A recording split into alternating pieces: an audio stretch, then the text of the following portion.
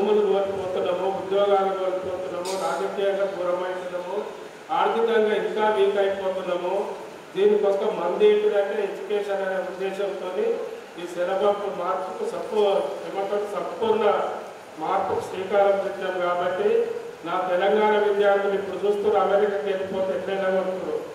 వాడు బలవంతంగా మెడలు కట్టి ఫ్లైట్ ఎక్కించి పోనిస్తున్నాడు. వాడు ఇంత పెద్ద హైదరాబాద్, భారతదేశంలో ఇప్పుడు హైదరాబాద్ 2వ ప్లేస్ జనాభాలో, ఫస్ట్ బాంబే, సెకండ్ హైదరాబాద్ అయింది. ఎక్కడ 100 కిలోమీటర్లు విస్తరిస్తుంది. రంగురంగుల మేడలు, గ్లాస్ కట్టెన్ ఎకానమీ ఉంటుంది. రంగురంగుల మేడలు కనబడుతున్నాయి, కానీ ఆ మేడల దగ్గరికి మనం పోయి నిలబడే పరిస్థితి ఉండదు. ఆ గేట్ కార్డు పోయే పరిస్థితి ఉండదు.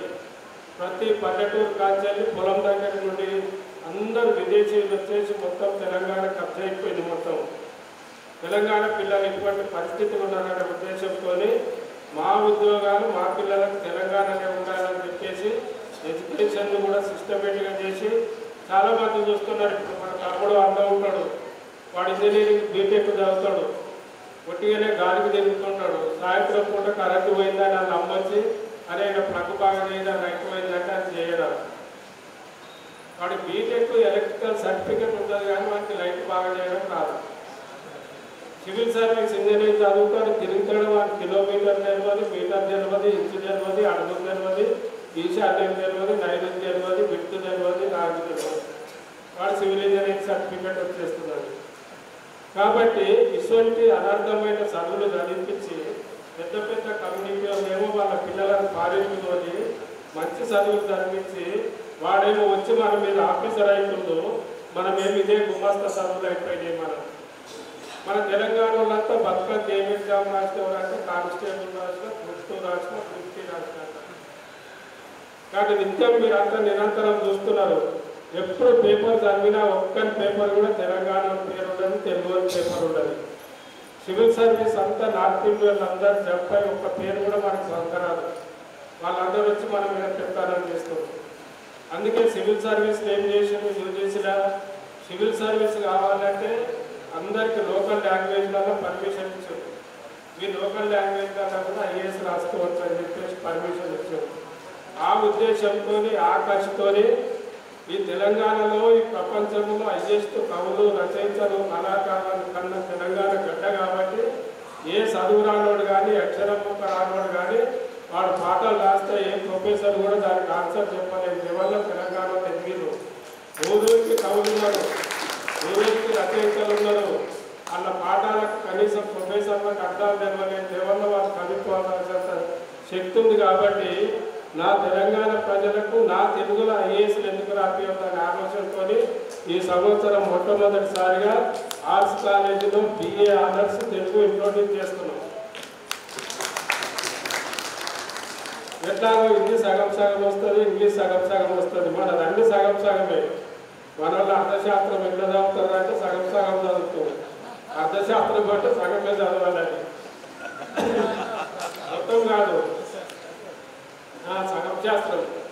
కాబట్టి ఈ తెలుగులో BA ఆనర్స్ 4 ఏళ్ళ కోర్సు తెలుగులో పెట్టిస్తే అది కంపల్సరీ మెయిన్ సబ్జెక్ట్ పెట్టించేసి అది ఏముండదు. ఆనర్స్లో కంప్లీట్గా సివిల్ సర్వీస్ సిలబసే ఉంటుంది. అది ఆ రోజులలో ఏమవుతుందంటే మన తెలుగుడే ఇంటర్వ్యూ చేస్తాడు, తెలుగుడే పేపర్ రాస్తాడు, తెలుగుడే పోతాడు. కాబట్టి నా తెలుగు వాళ్ళకి, నా ఆంధ్రోళ్ళకు, నా తెలుగు వాళ్ళకి ఎందుకు చేయాలని కంపల్సరీ రిక్రూట్ చేసి ఓ నార్కోళ్ళు హిందీలో ఎగ్జామ్ రాసి మన మీద ఎట్లా డామినేషన్కి వస్తుందో మనం కూడా తెలుగులో రాసి ఎందుకు ప్రొడ్యూస్ చేయాలనే ఉద్దేశంతో ఎన్నడో 52, 71, 72 తీసేసిన డిగ్రీని మళ్ళీ కంపల్సరీ అన్న BA ఆనర్స్ తెలుగు పెడుతున్నాం. అది మంచి ఫలితాలు ఇచ్చిందనుకో. సిటీ కాలేజ్ ఉంది, సిద్దిపేట కాలేజ్ ఉంది, నల్గొండలో నాగార్జున డిగ్రీ కాలేజ్ ఉంది, ఇట్లా పేరు మోసిన శారద కాలేజ్ ఉంది, సంగారెడ్డిగా. ఇటువంటి కాలేజీలో కూడా భవిష్యత్తులో ఇంటర్వ్యూ చేసి నాకు ఒకటే కోరికండి, 3 ఏళ్ళు ఇచ్చారు, 3 ఏళ్ళు ఉంటామా, 2 ఏళ్ళ 10 ఏళ్ళ తెలియదు. నేను ఉన్నన్ని రోజులు ఎడ్యుకేషన్ సిస్టమ్ బాగా చేసిపోవాలి. ఈ పనికిరాని ఎడ్యుకేషన్ వద్దు, ఈ కాలేజీ సర్టిఫికేట్ ఉన్న ఎడ్యుకేషన్ వద్దు. వాడు కంపల్సరీ ఇప్పుడు మనం బయటికి తీసుకొని పోతామండి. ఎవరినన్నా వర్షాలకు చంపాలనిపోతే ఖర్చు మెత్తగుందా లేదా చూస్తాం కదా. మనం ఏదో పరీక్ష రాయాలనిపోతే పెన్నులా ఇంకుందా లేదా చూస్తాం, నింపుతుందా లేదా కదా. అట్లా మరి మన డిగ్రీలకు సార్థకం ఉండాలి కదా ఏదో రకంగా.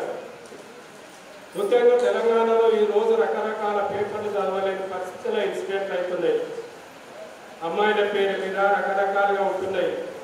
అందుకే మీ అందరికి కూడా చెప్తున్నా, ఎందుకంటే ఒక పాట ఉంటే ఎవడో వస్తారని ఏమో చూస్తారని ఎదురు చూసుకో. ఈరోజు తల్లిదండ్రులు లేదు, రోజు పేపర్లో చూస్తున్నాము. ఆస్తుల కొరకు పిల్లలు తల్లిదండ్రులు దాపుతున్నారు, తల్లిదండ్రులు పిల్లలు దాపుతున్నారు.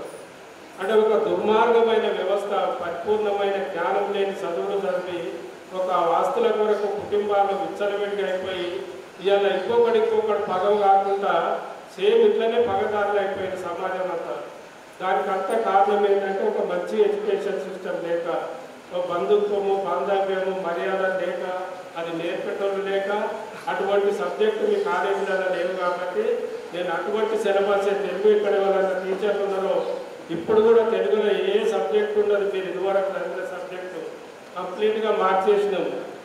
దుష్యంతుడు ప్రేమించడు, సీత నిద్రపోయింది, వాళ్ళు ప్రేమించరు, ప్రేమ లేక దోమ లేక ఉంటాయి అదంతా. ఇప్పుడు ఇవన్నీ కల్చర్ ఎట్లుంటుంది, మనుషులను మంచిగా తీర్చిదిద్దే చదువులు ఎట్లుండాలనే ఉద్దేశంతో ఇదివరకు ఏ ఒక్క సబ్జెక్ట్ మీరు కూడా సబ్జెక్టు తెలుగులో కంప్లీట్గా సమూలంగా మార్పు చేసినాం.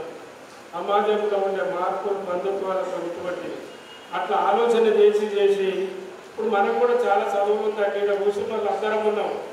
ఏదన్నా ఎవడన్నా కొడితే చిన్న కేసు అయితే ఒక పోలీస్ ఆయన పోయి ఎఫ్ఐఆర్ రాస్తే ఇందులో ఏ ఒక్క సెక్షన్ ఏ ఒక్క వ్యక్తికి తెలియదు. మళ్ళీ ఎఫ్ఐఆర్ కాపాడుకొని ఎవరు అడ్వకేట్ని అడుగుతున్నారు, అన్నా నా మీద కేసు బుక్ అయింది, సెక్షన్ పేరు ఏంటని. చదువుకున్న కూడా ఒక్క సెక్షన్ కూడా నిలవలేని పరిస్థితి. ఈరోజు మహిళలు అంటారు, ఏదన్నా గొడవ అయితే మాకు మహిళలు హక్కు ఉందంటారు. ఒకడు గిరిజన హక్కు అంటాడు, ఒకడు అర్జున్ హక్కు అంటాడు, ఒకడు ఇప్పుడు అంటారు ట్రాన్స్జెండర్ హక్కు అంటారు. ఈ హక్కులని చెప్పి మాట్లాడుతున్నాం తప్ప ఇక్కడ కూర్చున్న వాళ్ళు అందరు కూర్చోండి. రోజు మీరు నిత్యం సంవత్సరం పొడుగుతో 300-400 పండుగలు చేస్తారు. ఒక్కొక్క పండుగకి ఎంత ఖర్చు అవుతుందో తెలుసు.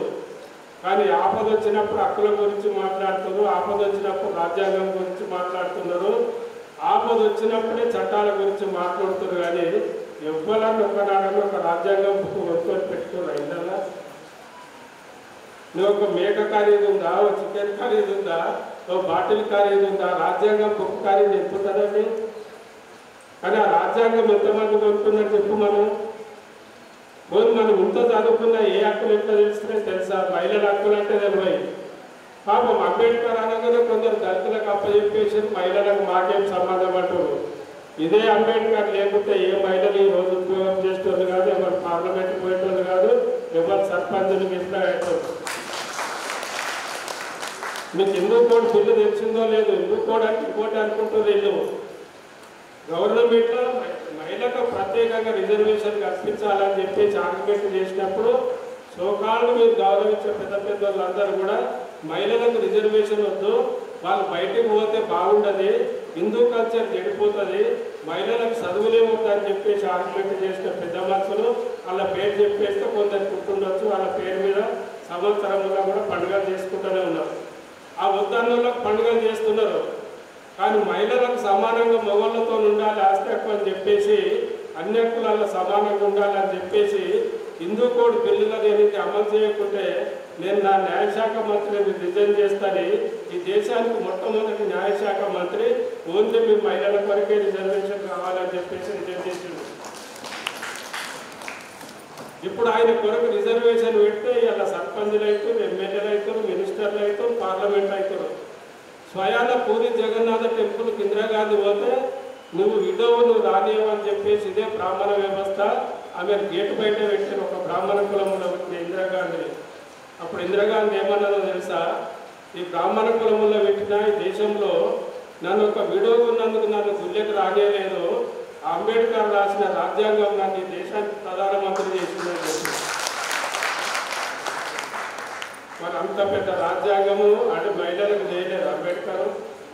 చెప్పుకుంటా పోతే చాలా ఉంటాయి. చదువు ఎందుకంటే ధైర్యం ఉంటుంది నీకు, మనిషికి నీకు జ్ఞానం ఏమంటే ఇప్పుడు పోలీస్ ఆయన తన పిస్తోల్ ఎట్లుంటుందో డ్రెస్ పిస్తోల్ ఉన్నప్పుడు ఆయన దగ్గర ఆయనకు ఎంతో గర్వం ఉంటుంది. మొత్తం నన్ను ఎవడేం చేయాలన్నా తన పిస్తోల్ ఉంది, నేను పోలీసు అన్నాడు.